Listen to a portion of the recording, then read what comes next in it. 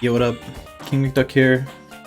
Today, the Outcome Memories Twitter account posted an announcement about an update for the final batch with new art as well as tons of information about what will be coming to the game over the next few months. Update for community. Hi guys, we have a lot to share and felt this is the best time to update you all. We know this update has been highly anticipated, so please read ahead. We're happy to announce that the upcoming anniversary update can be considered the first half of the final batch. To celebrate, expect new and long-awaited content, bug fixes, and more to be announced. To be transparent, the Sinister Minds content we had shown off before will sadly not be coming to the game. The creators of the album do not want their work associated with Roblox. Please do not harass them, as both sides mutually understand and respect this decision. Basically, things like, I Miss the Quiet, or the MJ skin, or the Runaway skins, stuff like that is unfortunately not coming to the game anymore. As part of our final send-off to Outcome Memories, we spent hours compiling a list of credits to rightfully acknowledge and credit everyone's contributions to the game. These credits will be visible in the shop for everything.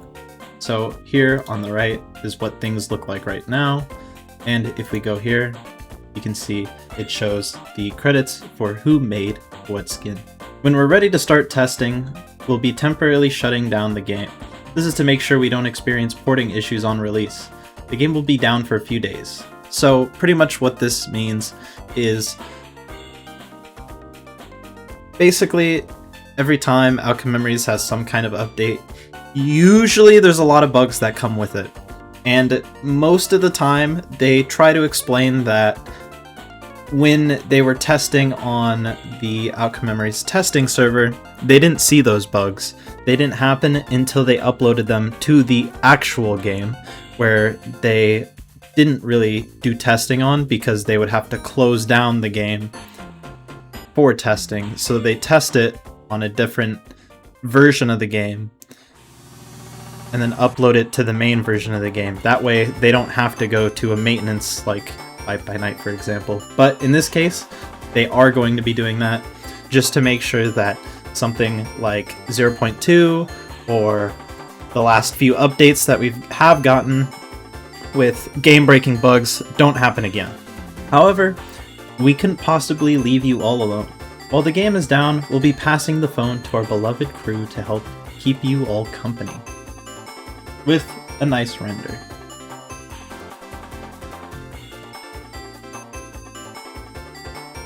Beyond that, additionally, we'd like to announce an upcoming charity stream. This stream will take place on September 6th to honor Julian's birthday. Julian was a beloved server moderator for Outcome Memories who lost the battle to mediastinal cancer. Lilac PR, JKO, and Ritogi will be hosting the stream to raise money for the American Cancer Society. More details to come about this stream soon. Thank you all again for your patience. We know it's not always easy waiting so long for updates. There's just so much work outside of the game as there is in it. Though, we are doing our best to work within our means to bring you guys updates. That's all for everything they posted on their Twitter post. But I think realistically, since it seems like they're updating cosmetics, I think it would be pretty reasonable to assume that while some cosmetics are going to be scrapped like all the Sinister Minds ones, I think it could be realistic that we see maybe cosmetics for killers, like maybe the Amy Wire cosmetic or the Fleetway cosmetics, yourself, Nazo, Tricky, Dark Sonic. Maybe not all of them all at once, but I think it would be realistic to at least assume they would probably upload a few cosmetics to the game, considering they're labeling it both as an update that is the first half of the final batch, as well as taking the game under maintenance to make sure everything works. Because we've seen in the past that cosmetics oftentimes break the game. Like when 0.2 first came out, Knuckles had a reindeer cosmetic, if you did certain things with that cosmetic on, you would just be completely invulnerable. So I think it is realistic that if they're going to do a big maintenance, they'll probably also add cosmetics to the game, as well as their quality of life bug fixes and updates. And I also maybe assume, I don't think we'll get the new Not Perfect until the very end, but I think it is realistic that we might get the updated Green Hill and Mystic Cave. I don't think something like that is out of the question.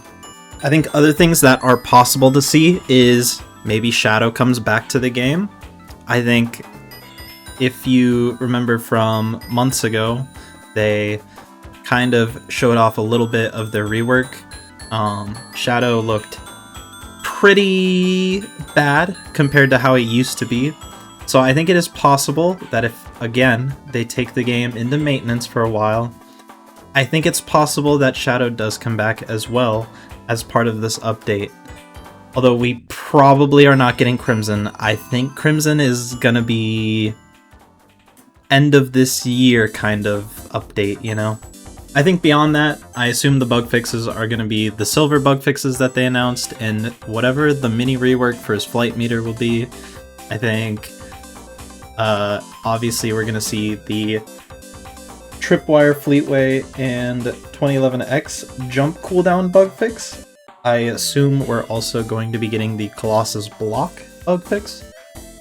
And I think maybe it's a bit unrealistic to assume, but I would like if they could just fix ability stacking for Fleetway, as well as the interaction between Fateful Drain and Knuckles and Eggman counters.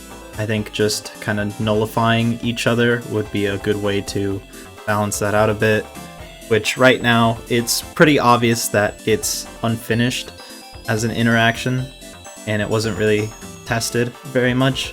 So something like that would also be a nice fix for Fleetway players specifically. It'd also be good if they could find a way to make 2011X have his invisibility cooldown back the way it used to be. That would make him a lot better and a lot more dangerous again, like he used to be. And I think just overall, maybe reverting most of the changes that they made to Tripwire would do her some good. And maybe if she still isn't good enough, even with the bug fixes, and revert to her changes, maybe give her a little bit of help. Because she's the only killer in the game where all of her abilities don't give her iframes. 2011, all his abilities give him iframes. Colossus, all of his abilities give him iframes. Fleetway, all of his abilities give him iframes. So I think Tripwire probably needs to be a bit more powerful if they don't want to give her iframes at all. There's definitely got to be a route for them to take her where she can be a viable killer once again and not be a let me hide in a locker the entire match. Or can they remove this killer already? They're so bad it's not even interesting or worth playing against. Anyways, that part's just kind of my thoughts about what I'd like to see.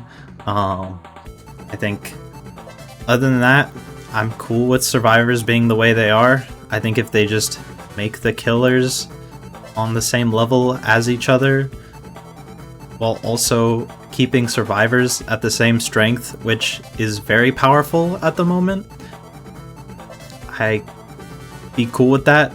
Unfortunately, we know killers are not getting buffed. Unfortunately, we know that killers are actually all getting nerfed, because they have said that they are sticking by their hitbox nerfs for Tripwire, Colo, and Fleetway.